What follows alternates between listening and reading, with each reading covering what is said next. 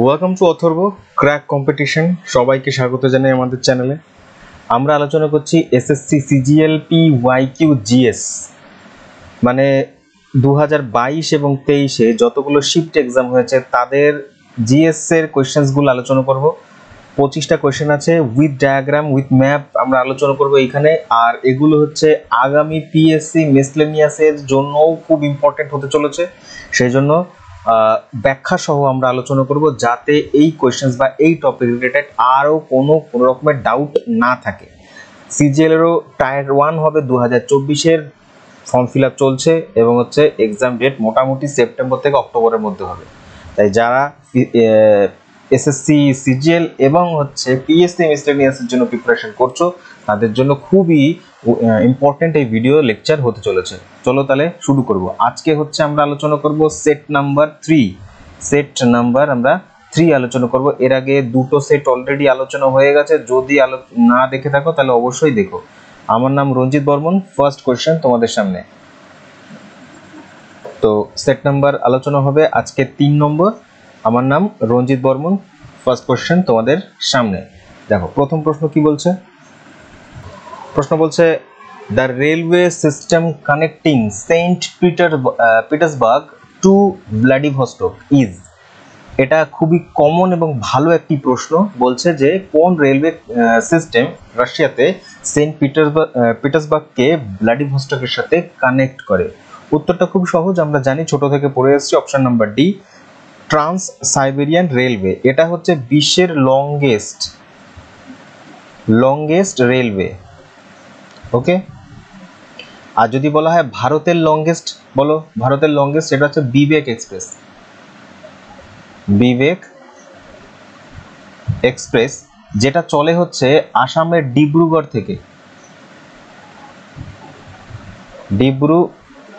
থেকে টু কোথায় কন্যাকুমারী,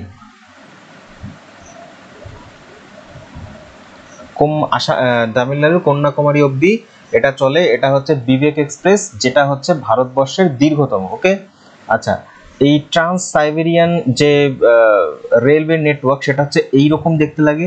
এটা হচ্ছে মস্কো, যেটা হচ্ছে তোমার ইউরোপের পার্ট। ওকে, তো ইউরোপের অংশ, যেটা মস্কো হচ্ছে রাশিয়ার ক্যাপিটাল, রাশিয়ার ক্যাপিটাল মস্কো, এবং এই ঠিক এই কোনো একটা জায়গাতে হবে যে সেন্ট পিটার্সবার্গ। তো এখান থেকে এই ট্রান্স সাইবেরিয়ান রেলওয়ে নেটওয়ার্কের মাধ্যমে একদম ইস্টে পূর্ব দিকে এইখানে রয়েছে ভ্লাদিভস্টক। তো এইখান থেকে মানে হচ্ছে রাশিয়ার পশ্চিম মস্কো বা তোমার সেন্ট পিটার্সবার্গ থেকে পূর্ব দিককে কানেক্ট করা হয়। আর এটা হচ্ছে পৃথিবীর দীর্ঘতম। আর এটা দেখতে পাচ্ছ, এটা হচ্ছে লেক বৈকাল, রাশিয়াতে অবস্থিত। এটা হচ্ছে ডিপেস্ট লেক, একদম গভীরতম লেক, একেই বাইপাস করে যায়। তো যখন মোটামুটি এইদিকে এসে এই কি বলে তোমার ট্রান্স সাইবেরিয়ান রেলওয়ে, এটা কয়েকটা ভাগে ভাগ হয়ে যায়, সেটাই এখানে দেয়া আছে।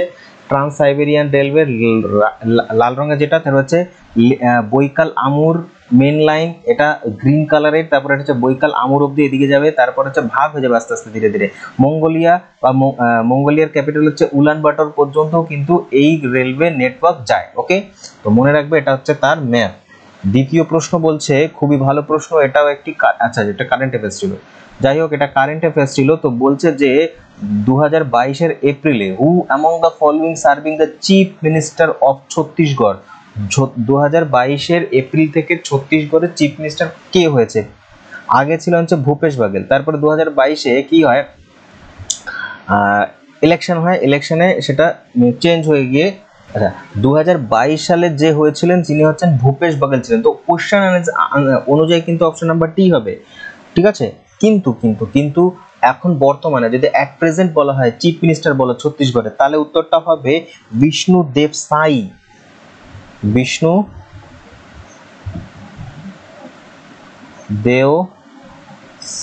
ইনি হচ্ছেন present chief minister of Chhattisgarh. ছত্তিশগড়ের রাজধানী রায়পুর। ছত্তিশগড়ের রাজধানী কি? রায়পুর। ইম্পর্টেন্ট কথা বলছি, 1 নভেম্বর 2000 এই সময়টাতে ছত্তিশগড়ের উৎপত্তি হয়েছে মধ্যপ্রদেশ ভেঙে, ঠিক আছে, মধ্যপ্রদেশ ভেঙে উৎপত্তি হয়েছিল। তো এই গেল ছত্তিশগড়ের।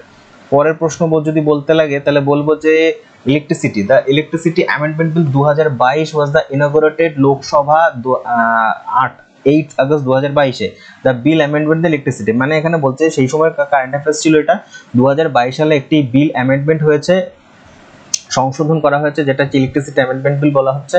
তো বলছে এইটা কোন পুরনো ইলেকট্রিক বিলকে অ্যামেন্ড করা হয়েছে, কত সালের বিল ছিল?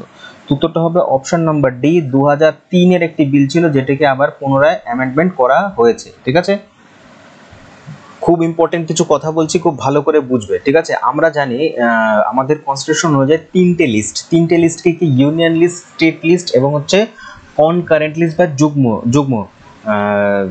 যুগ্ম তালিকা। ঠিক আছে, তো ইলেকট্রিসিটি কোথায় আসে? ইলেকট্রিসিটি আসছে ইউনিয়ন লিস্টে, এটা আসছে আমার কনকারেন্ট লিস্ট বা যুগ্ম কনকারেন্ট লিস্ট, এইটাই এই কনকারেন্ট লিস্টের মধ্যে আসে। আর এটা হচ্ছে 38তম, মানে 38 আইটেম। টোটাল আইটেম নাম্বার বা সাবজেক্ট কত রয়েছে? টোটাল সাবজেক্ট রয়েছে হচ্ছে 52টা। ঠিক আছে, কনকারেন্ট লিস্টে 52টা। স্টেট লিস্ট, তারপরে স্টেট লিস্ট, এখানে কটা সাবজেক্ট রয়েছে? স্টেট লিস্টের আন্ডারে আমরা পাবো হচ্ছে মোটামুটি 61, আর আরেকটা আছে সব থেকে বেশি যেটা ইউনিয়ন লিস্ট, সেটার মধ্যে পাবো আমরা 100খানা আইটেম বা হচ্ছে সাবজেক্ট। আর এই তিনটে সাবজেক্ট থাকে হচ্ছে 7th শিডিউল বা হচ্ছে তোমার 7 নম্বর তপশিলে পাবো, যেটাকে বলা হয় সেন্টার স্টেট রিলেশন বা হচ্ছে ফেডারেলিজম বা ফেডারেল স্ট্রাকচার। মনে থাকবে, ফেডারেল স্ট্রাকচার, ফেডারেলিজম বলা হয় এই এটাকে। আচ্ছা, এবার এই তিনটে লিস্ট ছাড়াও আরেক মনে করো তিনটে লিস্টের মধ্যে 52টা, 61 এবং 100টা, এর মধ্যে যে কটা সাবজেক্ট রয়েছে, টাইম টু টাইম দেখা গেল মানে কোনো একটা সিচুয়েশন দেখা গেল এমন একটা সাবজেক্ট সামনে এসছে যেটা কোনো লিস্টের আন্ডারে নেই, সেইটাকে বলা হবে রেসিজুয়ারি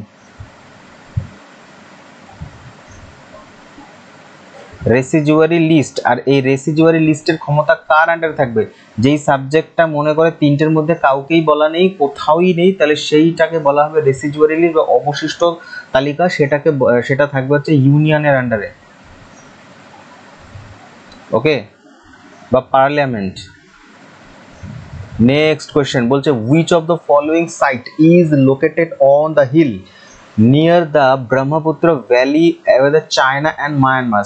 কোয়েশ্চেনটা ভীষণই গুরুত্বপূর্ণ, খুবই ইম্পর্টেন্ট কোয়েশ্চেন, আমার খুব ভালো লেগেছে কোয়েশ্চেনটা, যথেষ্ট টাফও লেগেছে এবং আননোন কোয়েশ্চেন্স লেগেছে। বলছে ব্রহ্মপুত্র ভ্যালি চায়না মায়ানমারের মোটামুটি ওই অঞ্চলে, ওই জায়গাতে একটি নিওলিথিক বা একটি সাইট পাওয়া গেছে। এই সাইটটা হচ্ছে সেই সময়ের নিওলিথিক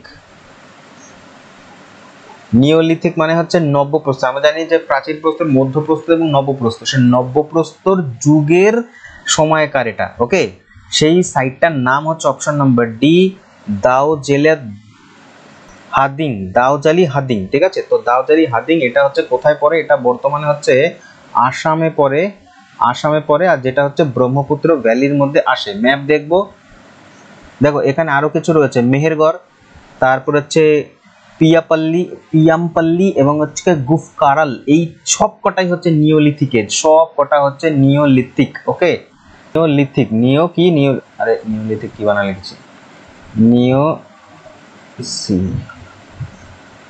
নিওলিথিক। ঠিক আছে, সবকটা নিওলিথিক। এবার কোথায় আছে দেখো এই হচ্ছে আমাদের ম্যাপ। তো এখান থেকে এটা স্ক্রিনশট নিতে পারো, পিডিএফও পেয়ে যাবে আমার টেলিগ্রাম চ্যানেলে। যদি টেলিগ্রাম চ্যানেলে পিডিএফ পেয়ে যাবে, এই পিডিএফটাই পেয়ে যাবে, আগের দুটো আপলোড করা হয়নি, আমি দিয়ে দেবো তিনটে একসাথেই। ঠিক আছে, তো এর মধ্যে আমি দেখাচ্ছি, দেখো যে গফকারাল, এইটা হচ্ছে জম্মু কাশ্মীরের মধ্যে পড়ে, এটা একটা নিওলিথিক সাইট। ঠিক আছে, স্টেট চাইতে পারে, ঠিক আছে, জম্মু অ্যান্ড কাশ্মীর। তারপর হচ্ছে কি বুরজাহোম, এটাও জম্মু কাশ্মীরের মধ্যে, এটা আরেকটা। ঠিক আছে, তো আমি নাম্বারিং করে দিই 1 এবং 2। 3 নম্বর দেখতে পারো, এটা পাকিস্তানে পড়ছে। তারপর হচ্ছে পাকিস্তানের ইম্পর্টেন্ট গুলো হচ্ছে যেগুলো একসময় ইন্ডিয়ারই পার্ট ছিল, তো ঘালিঘাই, সারাইখোলা, কালিগুল মোহাম্মদ এবং মেহেরগড়। সব থেকে ইম্পর্টেন্ট, মোস্ট ইম্পর্টেন্ট নিওলিথিক, যেটা হচ্ছে নিওলিথিক মানে হচ্ছে অ্যাপ্রক্সিমেটলি 7000 বিসিইর সময়কার এগুলো এভিডেন্স। ঠিক আছে, আর মেহেরগড়ের কোথায় পড়ে? এটা বর্তমানে হচ্ছে বালুচিস্তানে পড়ে। ঠিক আছে, আর এটাই হচ্ছে তোমার সব থেকে প্রাচীন সময়কার এভিডেন্স, কিসের এভিডেন্স না এগ্রিকালচারের এভিডেন্স, সব থেকে প্রাচীনতম কৃষিকাজের এভিডেন্স পাওয়া যায় হচ্ছে মেহেরগড়, যেটা হচ্ছে বালুচিস্তানের মধ্যে পড়ে। এছাড়া যেটার কথা প্রশ্নটা ছিল সেটা হচ্ছে যে দাউদিলি হেডিং, এটা এই অঞ্চলে পড়ে, আসামে পড়ে, ব্রহ্মপুত্র ভ্যালিতে পড়ে। এছাড়া আরো দুটো রয়েছে, একটা হচ্ছে মার্কডোলা আর একটা হচ্ছে সারু তারু, ঠিক আছে এগুলো। আর সাউথ ইন্ডিয়াতে বেশ কিছু রয়েছে, তার মধ্যে ইম্পর্টেন্ট একটা মনে রাখবে, সেটা হচ্ছে সাংঘাকাল্লু। এই যে সাংঘাকাল্লু, এই সাইটটা মনে রাখবে তামিলনাড়ুতে পড়ে। এছাড়া আরো কিছুটা স্ক্রিনশট নিতে পারো বা তোমার এটার পিডিএফও তুমি পেয়ে যাবে। এগুলো কিছু নিওলিথিক এজের সময়। আর এই নিওলিথিক সময়কার একটা বৈশিষ্ট্য হচ্ছে এখানে হচ্ছে কৃষিকাজ সেরকম হতো না, এখানে হচ্ছে ফুড গ্যাদার করা হতো, ঠিক আছে, কালেক্ট করতে এবং গ্যাদার করতে, ফুড কালেক্ট করতে গ্যাদার করতে, এইভাবেই হচ্ছে তারা বেঁচে থাকতো। তারপরেই হচ্ছে তোমার মেহেরগড়ের পর যেটা হচ্ছে তোমার নিওলিথিক এজ, এরপরে হচ্ছে তোমার আসে হচ্ছে তাম্র ব্রোঞ্জ যুগ, যেটা হচ্ছে হরপ্পা সভ্যতা বা ইন্ডাস ভ্যালি সিভিলাইজেশনের পার্ট বা ইন্ডাস ভ্যালি সিভিলাইজেশন এভিডেন্স, সেটা হচ্ছে পরে, এর পরে, ঠিক আছে। পরের প্রশ্ন বলছে এক সেকেন্ড কালার চেঞ্জ করব, বলছে with which of the following state is the folk dance তারাঙ্গামেল কোন রাজ্যের সাথে যুক্ত? উত্তরটা পেয়ে গেছো ম্যাপ দেখে, উত্তরটা অপশন নাম্বার এ গোয়া। গোয়ার হচ্ছে একটি ফোক ডান্স হচ্ছে তারাঙ্গামেল, এটা হচ্ছে গোয়া থেকে একটা জিনিস মনে রাখবে, এটা পর্তুগিজদের আন্ডারে ছিল, ঠিক আছে, পর্তুগিজদের আন্ডারে ছিল। এটা ভারতবর্ষের অন্তর্গত হয়েছে 1961-এ এবং হচ্ছে ইউনিয়ন টেরিটরি হিসেবে ভারতবর্ষের অন্তর্গত হয়েছে। এবং এই সময় 90 ডিসেম্বরে মানে 19শে ডিসেম্বর ভারতবর্ষ সরকার পুলিশ অ্যাকশন করে এইখানটাতে, এইটাকে বলা হয় operation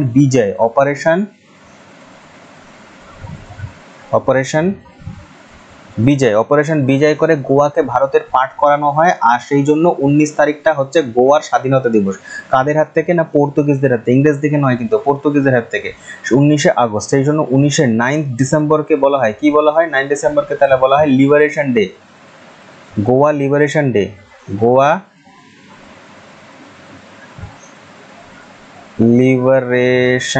day, okay, Goa liberation day. আর কি মনে রাখবো এখান থেকে, গোয়া ভারতের পার্ট হয়েছিল 1961-এ, কিন্তু একটা ইউনিয়ন টেরিটরি বা ইউটি হিসাবে। স্টেট কত সালে হয়? স্টেট হয়েছে 1987 সালে, 1987-এ হয়েছে। অ্যামেন্ডমেন্ট নাম্বার মনে রাখবে 56th অ্যামেন্ডমেন্ট,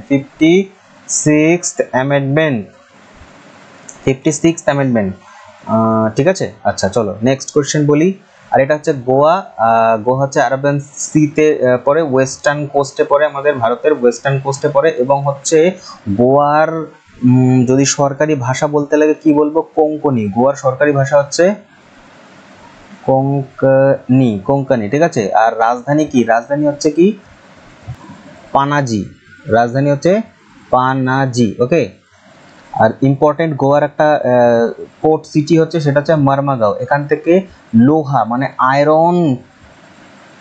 আয়রন আমরা ইম্পোর্ট করি বাইরে। এগুলো গোয়া থেকে কোয়েশ্চেন। পরের প্রশ্ন বলছে distance covered by object is to time, মানে টাইমের সাথে কোনো ডিস্টেন্স, মনে করো টাইমের সাথে কোনো একটা অবজেক্ট ওরা ডিস্টেন্স কভার করছে, তার সাথে সময়ের সাথে দূরত্বের একক কি, মানে দূরত্বের সম্পর্ক কি?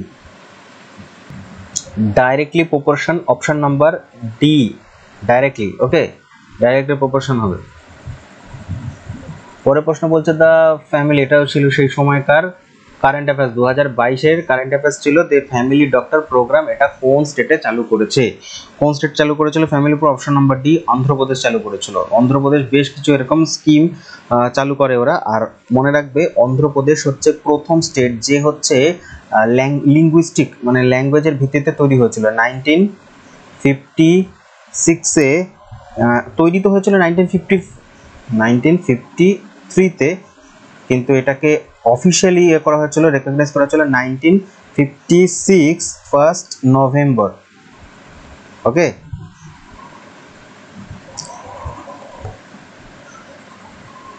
কি এই ডেটটা মনে রাখবে, এই ডেটটা হচ্ছে স্টেট রিঅর্গানাইজেশন অ্যাক্ট, এই সময়টাতে হয়েছিল স্টেট রিঅর্গানাইজেশন অ্যাক্ট, ঠিক আছে, রাজ্য পুনর্গঠন আইন 1st নভেম্বর 1956। আর রাজ্যটা তৈরি হয়েছিল 1953-তে, আর এটা প্রথম লিঙ্গুইস্টিক ভিত্তিক রাজ্য। ওকে, অন্ধ্রপ্রদেশ থেকে ভেঙে রিসেন্টলি 2014 সালে আরেকটি স্টেট হয় যেটাকে আমরা তেলেঙ্গানা বলি। তেলেঙ্গানা 2014 সালে, যেটা বর্তমানে আমাদের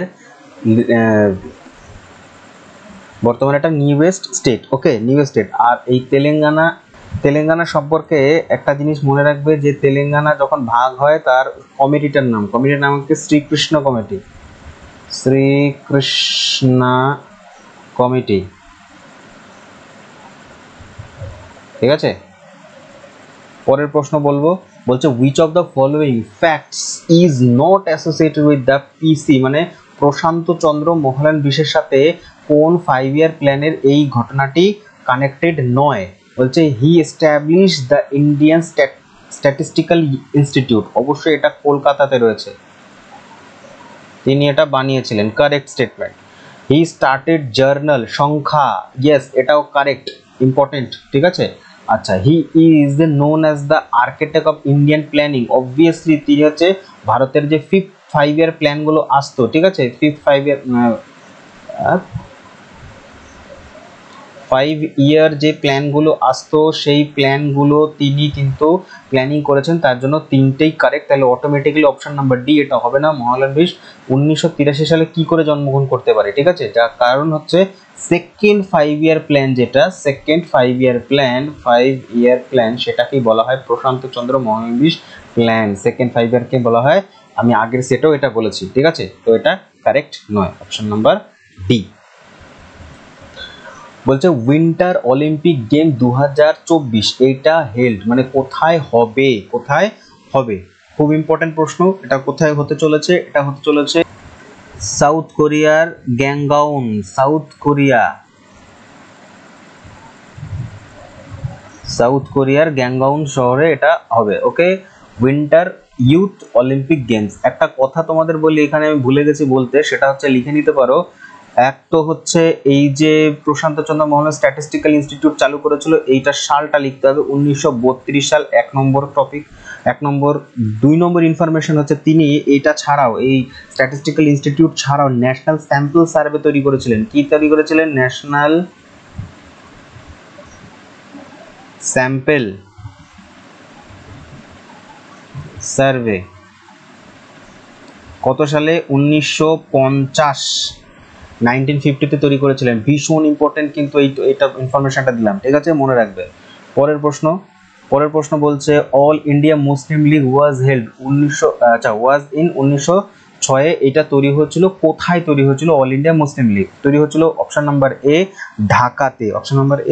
ঢাকাতে তৈরি হয়েছিল। কি মনে রাখবে এখান থেকে? মনে রাখবে প্রথম প্রেসিডেন্ট কে ছিলেন? প্রথম প্রেসিডেন্ট যিনি ছিলেন তার নাম হচ্ছে সুলতান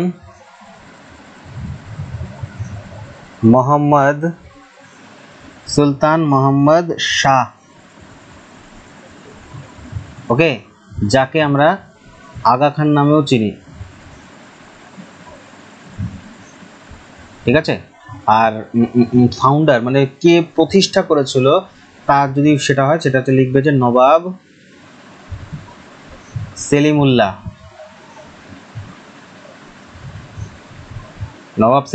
আর কি মনে রাখবে?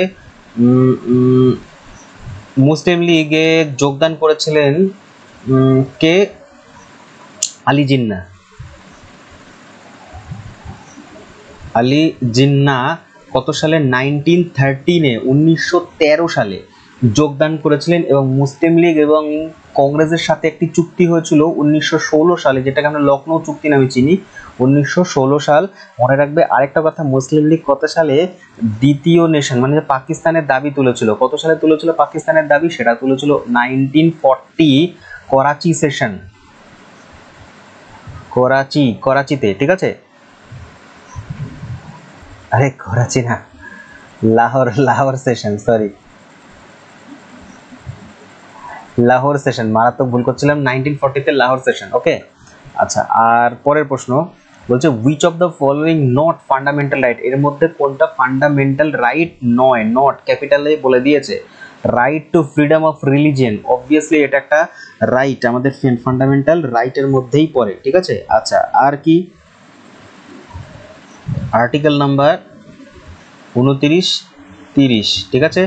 রাইট এগেইনস্ট এক্সপ্লয়টেশন, এটা পরে, আরে তো আজকে রং হচ্ছে কেন কি জানি, এক্ষুনি কমেন্ট বক্সে কমেন্ট জানাতো, ঠিক আছে। আচ্ছা, রাইট ফ্রিডম রিলিজিয়ন, এটা হচ্ছে আর্টিকেল নাম্বার 25 থেকে 28, ঠিক আছে। আর রাইট এগেইনস্ট এক্সপ্লয়টেশন, এইটা হচ্ছে আর্টিকেল নাম্বার 23 থেকে 24। রাইট টু ইকুয়ালিটি, এটা হচ্ছে আর্টিকেল নাম্বার 14 to 18, ঠিক আছে। আর right to vote option number D, এইটা হচ্ছে ফান্ডামেন্টাল রাইট 9। এটা কোথায় রয়েছে? এটা আর্টিকেল নাম্বার 326-এ আছে। এটা এখন লিগ্যাল রাইট, ওকে, লিগ্যাল রাইটের অংশ। তাহলে এটা আইনি অধিকার, ভোট দান আমাদের হচ্ছে আইনি অধিকার।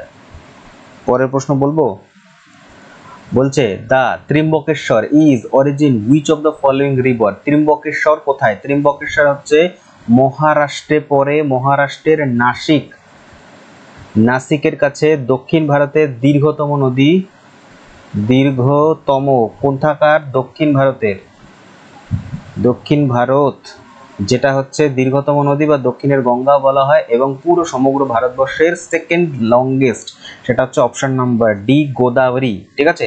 গোদাবরীর মাউথ কোথায়? গোদাবরী কোথায় মিশেছে? ত্রিম্বকের থেকে উৎপন্ন হয়ে মিশেছে হচ্ছে বে অফ বেঙ্গলে, বে অফ বেঙ্গল, ঠিক আছে। আচ্ছা দেখি ম্যাপ, দেখি, দেখো এই ম্যাপটা দেখো, এখন অনেক কিছু ক্লিয়ার হবে। বলছে যে ত্রিম্বকেশ্বর, এই ত্রিম্বকেশ্বর থেকে উৎপন্ন হয়েছে, এইখানে অবস্থিত হচ্ছে নাসিক, মহারাষ্ট্রের নাসিক। এখান থেকে উৎপন্ন হয়ে প্রথমে মহারাষ্ট্র, তারপরে হচ্ছে তেলেঙ্গানা, দেন হচ্ছে অন্ধ্রপ্রদেশ হয়ে বে অফ বেঙ্গলের কাছে এসে মিশেছে এই অঞ্চলটাতে। এখানে কিন্তু ডেল্টা ফর্ম করেছে, ডেল্টা ফর্ম করেছে, ঠিক আছে। ওনার কিছু ইম্পর্টেন্ট রিভার, যেমন হচ্ছে উপনদীর কথা যদি বলি, এগুলো হচ্ছে লেফট ব্যাংকের উপনদী। লেফট ব্যাংকের উপনদীর মধ্যে ইম্পর্টেন্ট হচ্ছে এক পূর্ণা, পেন গঙ্গা, ওয়ার্ধা, তারপর হচ্ছে ওয়েন গঙ্গা, ইন্দ্রাবতী এবং হচ্ছে শবরী। এই 6টা মনে রাখবে ইম্পর্টেন্ট লেফট ব্যাংক। রাইট ব্যাংকের মধ্যে ইম্পর্টেন্ট হচ্ছে মঞ্জিরা, অনলি মনে রাখলেই হবে মঞ্জিরা। আচ্ছা প্রভারা মনে রাখতে পারো 1 এবং 2 মঞ্জিরা, ঠিক আছে। আচ্ছা মঞ্জিরা ইম্পর্টেন্ট আরো একটা কারণে, তার কারণ হচ্ছে, তো এই মঞ্জিরা রিভারের মধ্যেই অবস্থিত হচ্ছে তেলেঙ্গানাতে পড়ে নিজাম সাগর, নিজাম সাগর ড্যাম, ওকে। আর স্টেট যদি বলে তেলেঙ্গানা বলে দেবে, ওকে। পরের প্রশ্ন বলছে হু among the following Guru of the পণ্ডিত রবিশঙ্কর। ভীষণ ইম্পর্টেন্ট স্ট্যাটিক জিকে, রবিশঙ্করের গুরুর নাম চাইছে। প্রথমত রবিশঙ্কর কি বাজায়? সিতার বাজায়। তাহলে যিনি গুরু হবেন তিনি নিশ্চয়ই সিতারই বাজাবেন। তাহলে এখান থেকে আলাউদ্দিন খান তিনিও সিতার বাজান, আলী আকবর খান তিনিও সিতার বাজান, আমজাদ আলী খান তিনিও সিতার বাজান। তো অপশন আউট করতে পারলে একমাত্র অপশন আউট করতে পারবো বিসমিল্লাহ খান, তার কারণ তিনি হচ্ছে শাহনাই বাজায়, ঠিক আছে, শাহনাই বাদক। এবার আমজাদ আলী খান, আলী আকবর খান এবং আলাউদ্দিন খানের মধ্যে কে তার গুরু? অপশন নাম্বার ডি, আলাউদ্দিন খান তিনি হচ্ছেন গুরু, তিনি হচ্ছেন মৈহার ঘরানার ফাউন্ডার, ওকে, মৈহার ঘরানার ফাউন্ডার। পণ্ডিত রবিশঙ্করের মিউজিক ডিরেক্টর ছিলেন হচ্ছে পথের পাঁচালী। তিনি হচ্ছে ফার্স্ট ইন্ডিয়ান যিনি হচ্ছে গ্র্যামি পেয়েছেন, ওকে, ফার্স্ট ইন্ডিয়ান যিনি গ্র্যামি পেয়েছেন 1968-এ, ওকে। আর কি মনে রাখবো? পণ্ডিত রবিশঙ্কর একটা বই মনে, আচ্ছা পণ্ডিত রবিশঙ্কর একটা বই মনে রাখবে, বইটার নাম এক তো মনে রাখবে হচ্ছে রাগমালা, রাগমালা। 2 নম্বর মনে রাখবে মাই মিউজিক মাই লাইফ, ঠিক আছে, বেশ। আর এনারা দুজন আমজাদ আলী খান, আলী আকবর খান, এনারা হচ্ছে সিতারি বাজায়। আরেকটা কথা বলি, পণ্ডিত রবিশঙ্করের কন্যা নাম হচ্ছে অনুষ্কা শঙ্কর, অনুষ্কা শঙ্কর, তিনিও কিন্তু সিতার বাদক, ঠিক আছে, অনুষ্কা শঙ্কর। পরে বলেছে ভিটামিন নাম রয়েছে, অল্টারনেটিভ নেম রয়েছে, মানে তাদের রাসায়নিক নাম রয়েছে, ম্যাচ করো। অপশন নাম্বার এ, প্রথমে কার সাথে মিশবে? রেটিনলের সাথে কারেক্ট হবে, অপশন নাম্বার মানে এ মিশবে বি এর সাথে। তারপরে B12 কে কি বলে? সায়ানোকোবালামিন। সায়ানোকোবালামিন, কোবাল্ট থাকে। কোন ধাতু থাকে এটার মধ্যে? কোবাল্ট। কোশ্চেন আসে, ঠিক আছে, কোবাল্ট থাকে। তারপরে সি অ্যাসকর্বিক অ্যাসিড, সব থেকে সোজা অ্যাসকর্বিক অ্যাসিড, ঠিক আছে। আচ্ছা, অপশন নাম্বার ডি আর্গো ক্যালসিফেরল। আবার এখানে হচ্ছে তোমার পাণ্ডিত্য দেখিয়েছে, আর্গো জুড়ে দিয়েছে, ক্যালসিফেরল পড়েছি আমরা, তো আর্গো ক্যালসিফেরল। তো অপশন নাম্বার দেখে নেবে কোনটা মিশছে, কোনটা যাচ্ছে দেখে নাও আর কি, ঠিক আছে। তো এই হচ্ছে ব্যাপার। নেক্সট কোশ্চেন বলছে in AIBA boxing junior boys and girls competition boards must consist each round minutes, মানে হচ্ছে প্রত্যেক রাউন্ডে কত মিনিট করে রাউন্ড হচ্ছে? এক একটা 2 মিনিটের করে রাউন্ড হয়, ঠিক আছে, জুনিয়র বক্সিং খেলায়। নেক্সট কোয়েশ্চেন হচ্ছে which of the following rivers rises the Indian Himalayan? Indian Himalayan, জোর দেবে এখানে, হিমালয় থেকে নয়। এবার অপশন পড়বে তুমি হিমালয় চারটেই, তো হিমালয় থেকে তাহলে কোনটা? ইন্ডিয়ান হিমালয় থেকে বলেছে, তো উত্তর হয়ে যাবে যমুনা বা যমুনা নদী। যমুনা নদী কোথা থেকে? না, এটা হচ্ছে উত্তরাখণ্ড, উত্তরাখণ্ডের একটি জায়গা রয়েছে কি যমুনোত্রী, সেখান থেকে এসে। এবার ম্যাপ দেখবো, একটা ম্যাপের মধ্যে এখানে ক্লিয়ার আছে, একদম খুব মনোযোগ দিয়ে দেখবে, তাহলে ব্যাপারটা ক্লিয়ার হবে। দেখো আমি একটা একটা করে বলছি। এখান থেকে যমুনা নদী সৃষ্টি হয়েছে, এই যে যমুনা নদী, এই যে এখানে দিল্লি, নিউ দিল্লি, দিল্লি, তারপরে মথুরা, আগ্রা, এগুলো সব যমুনা নদীর তীরেই পড়ে, ঠিক আছে। আচ্ছা, এরপর হচ্ছে গঙ্গা, গঙ্গা রিভার সৃষ্টি হয়েছে এই অঞ্চল থেকে। গঙ্গা নদী সৃষ্টি হয়েছে অলকানন্দার সাথে মিশে গঙ্গা, এবং হচ্ছে দেবপ্রয়াগের কাছে, দেবপ্রয়াগের কাছে তিনি মিশেছেন হচ্ছে অলকানন্দার সাথে, ঠিক আছে। আর কি মনে রাখবে? অলকানন্দা, আচ্ছা, গঙ্গা এবং যমুনা মিশেছে কোথায়? এলাহাবাদের কাছে একসাথে মিশেছে, যেটাকে সঙ্গম বলা হয়। এইটা হচ্ছে গোমতী রিভার, যার তীরে হচ্ছে উত্তরপ্রদেশের ক্যাপিটাল লখনৌ পড়ে, ঠিক আছে, লখনৌ পড়ে। ঘাঘর, এই যে ঘরঘরা, এই ঘরঘরা নদীটা হচ্ছে এসছে পুরো এইখান থেকে, মানে হচ্ছে তিব্বত হয়ে এসছে। তার মানে এটাকে আমরা বলবো, যেগুলো তিব্বত হয়ে আসে সেগুলোকে বলি আমরা অ্যান্টিসিডেন্ট রিভার, মানে হচ্ছে পূর্ববর্তী, হিমালয়ের আগে সৃষ্টি হয়েছে। এটা হলো ঘরঘরা নদী, ঠিক আছে। আচ্ছা, বিহারে গিয়ে পাটনার কাছে মিশেছে, বিহারের কাছে পাটনায় গিয়ে গঙ্গায় মিশেছে। আরেকটা ইম্পর্টেন্ট রিভার হচ্ছে গন্ডক, এইটাও কিন্তু এসছে নেপাল থেকে, নেপাল থেকে এসেছে হচ্ছে গন্ডক রিভার, ঠিক আছে, পাটনার কাছে গিয়েই গঙ্গার সাথে মিশেছে। তারপরে কোশি রিভার বা বিহারের দুঃখ কোশি রিভার, এটাও কিন্তু একেবারে তিব্বত থেকে এসে নেপাল হয়ে পশ্চিম বিহারে গিয়ে গঙ্গার সাথে মিশেছে। তাহলে এক হলো কোশি, গন্ডক, ঘরঘরা, গোমতী, এগুলো, ঠিক আছে। এগুলো হচ্ছে প্রত্যেক কটা গঙ্গার লেফট ব্যাংক বা হচ্ছে বাম তীরের উপনদী, হিমালয় থেকে সৃষ্টি হয়ে আসছে। কিন্তু তার মধ্যে একটাই হচ্ছে ভারতবর্ষ উৎপন্ন যমুনা নদী, যেটা হচ্ছে রাইট ব্যাংকের নদী, আর ভারতবর্ষের মধ্যে সব থেকে বড় উপনদী সেটা হচ্ছে যমুনা। যমুনার সাথে মিশেছে চম্বল, চম্বল হচ্ছে প্রধান, চম্বলের সাথে বানস মিশেছে, এবং হচ্ছে এখান থেকে পার্বতী নদী এসে মিশেছে। এছাড়াও বেতোয়া, তারপর হচ্ছে তোমার সোন নদী মিশেছে, এগুলো সব হচ্ছে, বেতোয়া মিশেছে যমুনার সাথে, ঠিক আছে, বেতোয়া, কেন, সোন, এগুলো সব, ঠিক আছে। আর দামোদর নদী গঙ্গার সাথে এসে মিশেছে, মানে হুগলি নদীর সাথে মিশেছে, এইটাও হচ্ছে তোমার রাইট ব্যাংকের ট্রিবিউটারি। তো এই গেল। পরের প্রশ্ন বলছে which of the following town was built by the ruler বিজয়লায়া? বিজয়লায়া Kaveri ডেল্টাতে, Kaveri নদীর ডেল্টাতে নিম্নলিখিত কোন শহরটি তৈরি করেছে? বা বিজয়লায়াকে, বিজয়লায়া হচ্ছে চোলা ডাইনেস্টির একজন,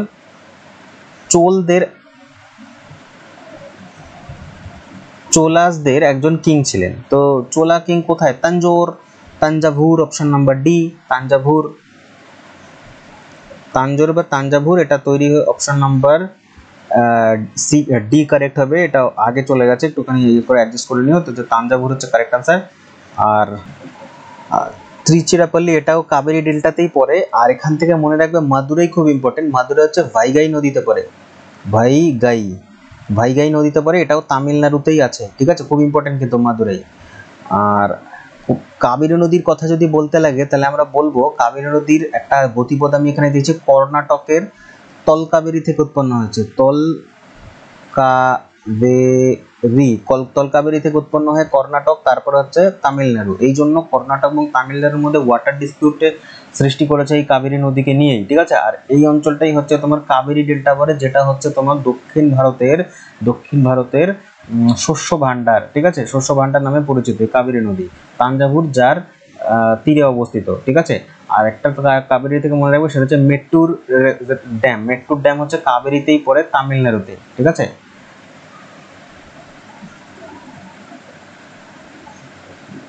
কাবেরী নদীতে একটা ড্যাম আছে, বলতে পারবে ড্যামটার ড্যাম তো আছে বললাম, মেট্টুর ড্যাম। আর কাবেরী নদীর একটা জলপ্রপাত আছে, জলপ্রপাতটার নাম হচ্ছে শিব সমুদ্র, শিব সমুদ্র জলপ্রপাত কাবেরীতে পড়ে। পরের প্রশ্ন বলছে first complete census take place in this year, কোন বছর সম্পূর্ণ সেন্সাস মানে সেন্সাস মানে হচ্ছে জনগণনা, জনগণনা করা হয়েছে। দেখো ভারতবর্ষে প্রথম জনগণনা হয়েছে, ফার্স্ট হচ্ছে এইটাতে, এই বছরটাতে, মানে হচ্ছে 1972 সালে, ওকে। আর রেগুলারলি যদি বলে, রেগুলার করা হয়েছে কত সাল থেকে, রেগুলার গণনা করা হয় 1881 থেকে, এটা ছিলেন লর্ড রিপনের সময় থেকে, রিপন। আর ফার্স্ট হয়েছিল লর্ড মায়ো, ঠিক আছে, লর্ড মায়োর সময় থেকে, রিপনের সময় থেকে রেগুলার সেন্সাস হয়, ঠিক আছে, রিপনের সময় থেকে রেগুলার। তাহলে option number A correct. Complete বলেছে তার কারণ এটা ট্রায়াল বেসিসে ছিল 1972টা, তারপরে 1881 থেকে রিপন কমপ্লিট প্রত্যেক 10 বছর পর পর করা হয়। তো টোটাল ভারতবর্ষে 15 বার হয়ে গেছে, ওকে। আর এইটা 2011 যেটা ছিল সেটা হচ্ছে 16th, ঠিক আছে। আচ্ছা, 21-এ আসার কথা কিন্তু এখন আসেনি। Which of the following is not function the central bank of the country? তো আমাদের সেন্ট্রাল ব্যাংক অফ দ্য কি, সেন্ট্রাল ব্যাংক কি, আরবিআই। আরবিআই তৈরি হয়েছে 1935-এ, আরবিআই অ্যাক্ট 1934-এর অ্যাক্ট অনুযায়ী। ন্যাশনালাইজ হয়েছে 1949। তো এর মধ্যে কোনটা আরবিআই এর কাজ নয়? তো আনসার যদি বলতে লাগে পড়লেই বুঝতে পারবো, সোজা আছে, it control money supply of the country. অবশ্যই ভারতবর্ষ মানি কিভাবে সাপ্লাই হবে, কতটা নোট ছাড়বো না ছাড়বো সেটা ডিসাইড করে option number A, option number A correct. তারপরে it acts a banker of the government, আচ্ছা হ্যাঁ গভর্নমেন্টেরই ব্যাংক, এটা গভর্নমেন্টের ব্যাংকার, ব্যাংকার গভর্নমেন্ট, তো option number B correct. It expect the deposit of the public, public মানে আমরা গিয়ে টাকা জমা দিতে পারি না, অপশন নাম্বার সি, এটাই রং। আর তোমাকে রং চেয়েছে, অপশন নাম্বার সি কারেক্ট, ঠিক আছে, মানে স্টেটমেন্টটা রং কিন্তু উত্তর হিসাবে রাইট, ঠিক আছে। আর এটাও ঠিক কথাই বলেছে যে issue of the currency of the country, আমাদের দেশে যে কারেন্সি বা নোট ছাপায় সেটার দায়িত্ব হচ্ছে আরবিআই এর ওপরেই, শুধু 1 টাকার নোট ছাড়া, 1 টাকার নোট ছাড়া, এটা কিন্তু আরবিআই দায়িত্বে থাকে না। কার ইয়েতে থাকে, সিগনেচার থাকে 1 টাকার নোটাই, চলো কমেন্ট বক্সে জানি, ওকে। পরের প্রশ্ন বলছে Rann Utsav is organised in the following the statement. বলছে রণ উৎসব কোন রাজ্যের একটি উৎসব? দেখো রণ, কচ্ছের রণ কোথায় পড়ে? গুজরাটে। তো গুজরাটেই হচ্ছে তোমার এই রণ উৎসব পালন করা হয় হোলিতে, হোলির সময়। গুজরাটে আরো কিছু ফেস্টিভ্যাল যদি বলতে লাগে, একটা ফেস্টিভ্যাল মনে রাখবে ইম্পর্টেন্ট খুব, সেটা হচ্ছে মাধেরা ডান্স ফেস্টিভ্যাল। মাধেরা ডান্স ফেস্টিভ্যাল খুব ইম্পর্টেন্ট, ঠিক আছে, এটা মনে রেখে দিয়ে, গুজরাটে হয়। পরের প্রশ্ন বলছে which of the following state has got first of its kind state level bird atlas, মানে ওই স্টেটে যতগুলো পাখি রয়েছে তাদের নিয়ে প্রত্যেকটা পাখির একটা অ্যাটলাস রিলিজ করেছে, কোন? অপশন নাম্বার এ কেরালা, ঠিক আছে, অপশন নাম্বার এ কেরালা। কেরালার ক্যাপিটাল হচ্ছে তিরুবনন্তপুরম, মনে রেখে দিও। বলছে identify the correct statement about the inertia. Inertia বা জাড্ডো সম্পর্কে কারেক্ট স্টেটমেন্ট কোনটা? গ্রেটার দেন মাস, মাসের থেকে বড়, এবং গ্রেটার দেন ইনারশিয়া। আচ্ছা, বলছে greater the mass, greater the mass, greater the inertia, যার মাস বেশি তার ইনারশিয়া বেশি হবে, option number A. Lesser weight greater inertia, মানে যদি মনে করো ওয়েট কমে যায় তাহলে ইনারশিয়া বেড়ে যাবে, নাকি লেজার মাস যদি মাস কম হয় এবং ইনারশিয়া গ্রেটার হবে, নাকি greater the mass and lesser the inertia, কোনটা correct? Option number A correct হবে। এটা বেসিক কোয়েশ্চেন ছিল। তুমি দেখো ইনারশিয়া মানে কি, জাড্ডো মানে হচ্ছে যা স্থিতি এবং গতি, যেই অবস্থায় রয়েছে বা যেই স্টেটে রয়েছে সেইভাবেই থাকার চেষ্টা করবে। এবং মাস কি, মাস হচ্ছে তার মধ্যে যে পদার্থটা রয়েছে। তাহলে মনে করো একটা বল রয়েছে যার ওয়েট হচ্ছে 10 কেজি, আর একটা পাশে আর একটা বল রয়েছে, ওই বলটা হচ্ছে 50 কেজি, তাহলে বলো এই এই দুটোই হচ্ছে তোমার স্থিতিজাড্য বা রেস্টে রয়েছে, তাহলে এখান থেকে একে যদি মুভ করা, তাহলে এখান থেকে এখানে মুভ করাবে, এখান থেকে কার বেশি শক্তির প্রয়োজন, জাড্যের প্রয়োজন, কার বেশি জাড্য বেশি, কে? অপশন নাম্বার তোমার এই 50 কেজি যার তার কারণ কি, তার মাস বেশি, সেই কারণে তার জাড্যের ধর্মটাও বেশি হবে, মানে ও বেশি পরিমাণে স্থিতি অবস্থায় থাকতে চাইবে, একে সরাতে গেলে বেশি তোমাকে ফোর্স প্রয়োগ করতে হবে এই ছোট বলটার তুলনায়, সেই জন্য মাস বেশি হলে ইনার্সিয়া বেশি হবে, সেটা স্থিতিজাড্যই হোক আর গতিজাড্যই হোক না কেন, ঠিক আছে। আর জাড্য আমরা পাই হচ্ছে ফার্স্ট ল থেকে। ফার্স্ট ল, কার ফার্স্ট ল? নিউটনস। পরের প্রশ্ন, the Anantraj Sagar tank build by the ruler, star দাও আগে, ভীষণ ইম্পর্টেন্ট কোশ্চেন হিস্ট্রি থেকে। অনন্ত সাগর ট্যাঙ্ক কে বানিয়েছে, মানে কারা বানিয়েছে? উত্তরটা হয়ে যাবে কারা বানিয়েছে, option number A, Vijayanagar empire. দক্ষিণ ভারতের খুবই ইম্পর্টেন্ট একটি ইয়ে ছিল মধ্য কি বলে মধ্য ভারতের ইতিহাসে ওই সময়টাতে, ঠিক আছে, মিডল ইন্ডিয়াতে বিজয়নগর, এটা স্থাপন করেছে কে? হরিহর অ্যান্ড বুক্কা নামে দুই ভাই। ওকে, হরিহর অ্যান্ড বুক্কা নামে দুই ভাই, এরা হচ্ছে এই বিজয়নগর স্থাপন করেছিল। আর এটা হচ্ছে সঙ্গম ডাইনেস্টি, সঙ্গম রাজবংশ স্থাপন করেছিল। ইম্পর্টেন্ট একটি রাজবংশ হচ্ছে তুলুভা, আর এই তুলুভা রাজবংশেরই রাজা হচ্ছে কৃষ্ণদেব রায়। আমি আগে সেটাও আলোচনা করেছি। কৃষ্ণদেবরায়, যিনি হচ্ছেন পুরো বিজয়নগর সাম্রাজ্যের শ্রেষ্ঠ রাজা, ঠিক আছে। পাল বংশের স্থাপনা কে করেছেন? বিজয়ালয়া, ঠিক আছে। আর পাল না, এটা চোলা বংশের, বলছি এক লিখছি আর এক। চোলা বংশের ফাউন্ডার হচ্ছে বিজয়ালয়া, আর পাল বংশের ফাউন্ডার হচ্ছে সিংহ বিষ্ণু,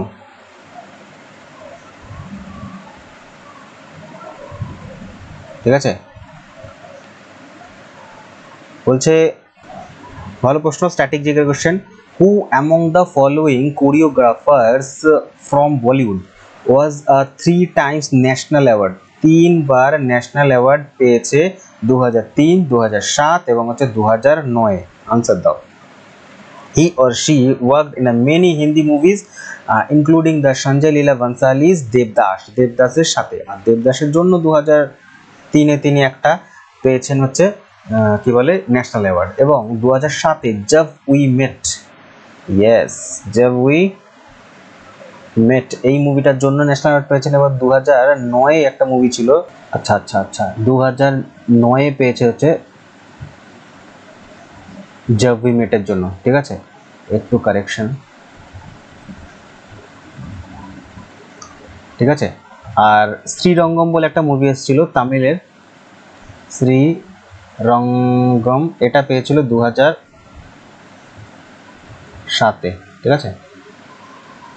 তাহলে উত্তরটা হবে অপশন নাম্বার এ, সরোজ খান, ঠিক আছে। আর 8 টাইমস তিনি পেয়েছেন হচ্ছে ফিল্ম ফেয়ার।